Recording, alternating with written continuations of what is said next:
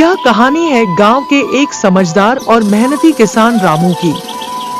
रामू अपनी समझदारी और नई सोच से न केवल अपनी खेती में तरक्की कर रहा है, बल्कि गांव के अन्य किसानों के लिए एक प्रेरणा भी बन गया है।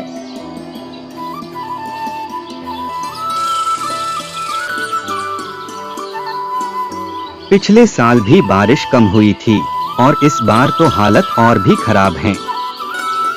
पानी की कमी से हमारी फसल बर्बाद हो जाएगी। हम सबको मिलकर इस समस्या का हल ढूंढना होगा। क्यों न हम उसी बारिश के पानी का उपयोग करें जो जमींदार साहब के तालाब में पहले से ही इकट्ठा है। इससे हमें खेती के लिए अतिरिक्त पानी मिल सकता है। रामू की समझदारी से गांव के सभी किसानों को एक नया उपाय मिला। सभी ने मिलकर गांव के पुराने तालाब का उपयोग करने का फैसला किया, जिससे तालाब का पानी खेतों में प्रयोग हो सके। पर रामू, यदि वो अपना तालाब नहीं दिए तो हमारा क्या होगा? हमारे परिवार वाले तो भूखे मर जाएंगे। नहीं, हमें नहीं लगता वो ऐसा करेंगे। उनसे मैं खुद जाकर बात करूंगा।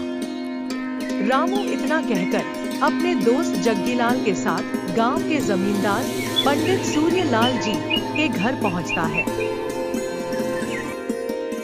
हो रामू, किस काम से आए हो? जमींदार साहब, गांव वाले बहुत ही परेशान है। इस बार बारिश थोड़ी भी नहीं हुई। गांव में सूखा के कारण अकाल पड़ चुका है। यह तो बड़ी भारी समस्या है। मालिक, अगर आपका गांव वाला तालाब मिल जाता तो आपकी बड़ी कृपा होती। लेकिन इसके बदले मुझे गांव की सभी फसलों का 1/3 हिस्सा चाहिए। यदि मंजूर हो तो तालाब का पानी इस्तेमाल कर सकते हो। रामू और जग्गीलाल कुछ देर सोचते हैं और फिर मान जाते हैं। इस तरह वह गांव वाले तालाब के पानी का प्रयोग करने लगे और ऐसे ही कुछ दिन बीतते हैं। देखो रामू, इस बार तो अपनी फसल और भी अच्छी हुई है। रामू, हमें लगता है कि तुम्हें जमींदार से बात करनी चाहिए। हाँ, फसल तो अच्छी हुई है, लेकिन हमें जमींदार को अपनी फसल का 1/3 देना है। उसी गांव में रामू का एक दुश्मन कलुआ भी रहता था, जो रामू की बुद्धिमानी और तरक्की से बहुत ही जलता था। वह जमींदार के पास जाकर जमींदार से कहता है, जमींदार साहब, इस बार फसल आपकी वजह से बहुत ही अच्छी हुई है। रामू आपका फायदा उठाकर बहुत लाभ कमा रहा है और कहता है कि जमींदार को कुछ नहीं मिलेगा। यह सुनकर जमींदार साहब को थोड़ा गुस्सा आता है और वह फैसला लेते हैं। अच्छा, अगर ऐसी बात है तो अब मैं 1/3 के बदले सिर्फ 2 बोरी अनाज को छोड़कर बाकी सब मैं खुद रखूंगा। जब यह बात गांव वालों को पता चलती है तो वह भागकर रामू के पास पहुंचते हैं। रामू भाई, ये मैं क्या सुन रहा हूँ? जमींदार साहब तो सब हड़पने में लगे हैं।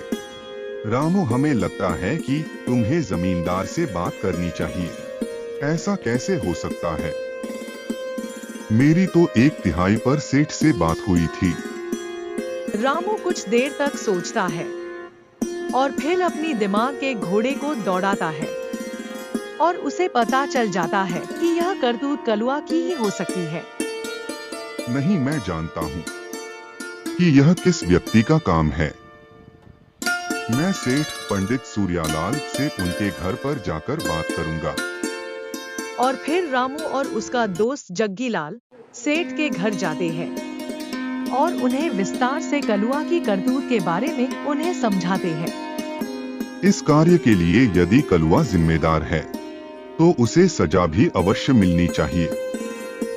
गांव में पंचायत बैठी और कलुआ के खिलाफ सभी ने गवाही दी।